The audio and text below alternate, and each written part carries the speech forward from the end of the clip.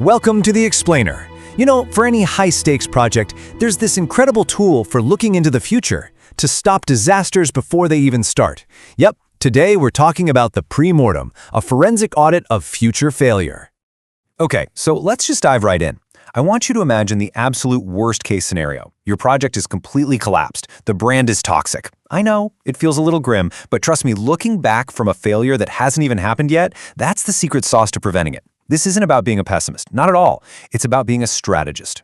So why is this so powerful? Well, to really get it, we first need to understand these two competing forces that are always at play inside any big project.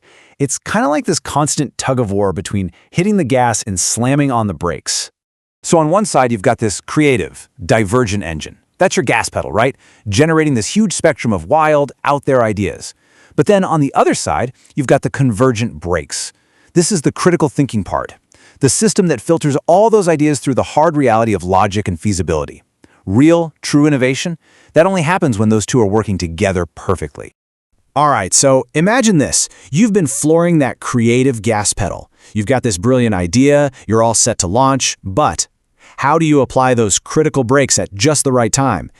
Before it's too late and you end up as just another cautionary tale. This is where we hit a really critical point in the design thinking process. Stage 4, the apply stage. This is when we stop creating and start, trying to break what we've just created. It's like we're moving from the shiny design studio right into the crash test facility. We're running a full-on forensic audit before we even think about hitting the gas. And the main tool we use for this audit is called the Premortem. It runs on this fascinating psychological principle called Prospective Hindsight. Now, this is a really subtle but incredibly powerful mental flip. You stop asking what might go wrong. Instead, you just assume the absolute worst. The project has failed spectacularly. The patient is dead. Now what? Now you act like a forensic team and ask, what did go wrong? Okay, so that sounds intense, right? But how do you actually do this forensic audit on a project that, for all intents and purposes, is perfectly healthy right now? Well, it's actually more straightforward than you might think. It boils down to a super clear 4-step process. Step 1, preparation. You get everyone in a room and you vividly imagine total epic failure. Step 2, generate reasons. This is key. Individually, everyone writes down every single possible reason for this disaster. Doing it solo is crucial to avoid groupthink. Step 3, consolidate. Now you share everything, you group the risks, and you start to find what they call the wicked problems. Those complex, thorny issues with no easy fix. And finally, step 4, adjust. You go back to your original plan and you build in guardrails and specific strategies to deal with those key risks you just uncovered. And this framework you're seeing here, it's basically the roadmap for that whole process. It walks your team from that kind of uncomfortable place of imagining disaster all the way through the analysis and lands you in a place where you're building a much, much stronger and more resilient strategy. You're literally working backward from a fake failure to make your project stronger today. Now, I want to be clear, this isn't just some academic exercise you do in a conference room with stale coffee.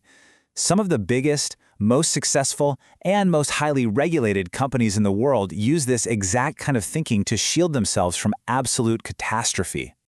I mean, look at JPMorgan. They had this huge problem, right? How do we tap into the incredible power of AI while also maintaining the kind of ironclad security a global bank needs?